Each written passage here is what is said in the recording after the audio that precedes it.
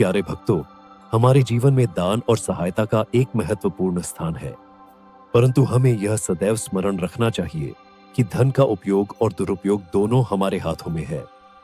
जब भी हम किसी जरूरतमंद की मदद करना चाहें, तो हमें यह देखना आवश्यक है कि हमारी सहायता सही दिशा में जा रही है या नहीं।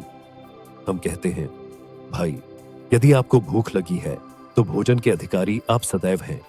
भोजन देना, वस्त्र देना, ये सब किसी पात्रता की सीमा में नहीं आते, लेकिन धन देना वह विचार और विवेक के साथ होना चाहिए। ऐसा क्यों? क्योंकि धन का उपयोग कई बार उस मार्ग में हो सकता है जो अनैतिक हो। आपने किसी को धन दिया, पर वह व्यक्ति उसका उपयोग मदिरा पीने, मांस खरीदने, जुआ खेलने या अन्य किसी व्यसन में कर ले, तो ऐसे में आपकी सहायता उस व्यक्ति को और अधिक अंधकार में धकेल सकती है। तब आप उसके कर्म के हिस्सेदार बनते हैं और इसका प्रभाव आपके जीवन पर भी पड़ सकता है। इसलिए जब भी धन देने का विचार आए तो ध्यानपूर्वक देखिए कि वह व्यक्ति सुपात्र है या नहीं। परंतु भोजन देने में कोई बाधा नहीं। भोजन हर व्यक्ति का अधिकार है। कोई भूखा आपके सामने आए तो उसे भोजन दीजिए। ठंड लग रही हो तो वस्त्र दीजिए। ये कृत्य निसंदेह पुण्य के भागी बनाएंगे, लेकिन धन देने से पहले सतर्क रहिए। अगर आपको शक हो कि वह व्यक्ति धन का गलत उपयोग कर सकता है, तो आप कह सकते हैं, भाई, मैं तुम्हारे लिए भोजन खरीद कर दे सकता हूं। या यदि वह बीमार है तो उसे अस्पताल ले जाइए। ऐसी सहायता से पुण्य फल मिलता है और आपका धन सही स्थान पर उपयोग होता है।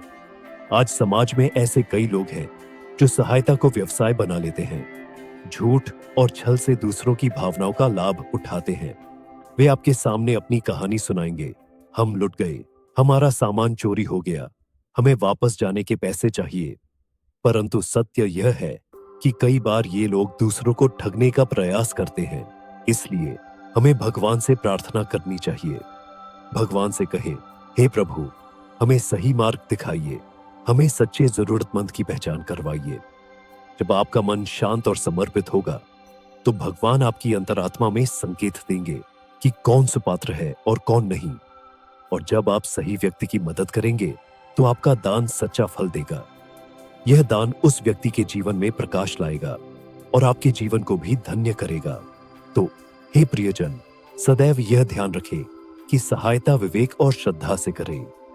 भोजन और वस्त्र में पात्रता न देखें, लेकिन धन में सावधानी बरतें। अपने मन में भगवान का स्मरण करें और उनसे मार्गदर्शन लें। वह सदैव आपके साथ है। दान करना पुण्य है, परंतु विवेक और सावधानी का साथ होना अनिवार्य है। भगवान से प्रार्थना करें, वह आपको सही निर्णय लेने में सहायता करेंगे।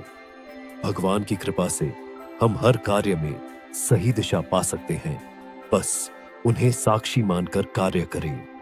आप सब पर भगवान की कृपा बनी रहे। जय श्री राधे।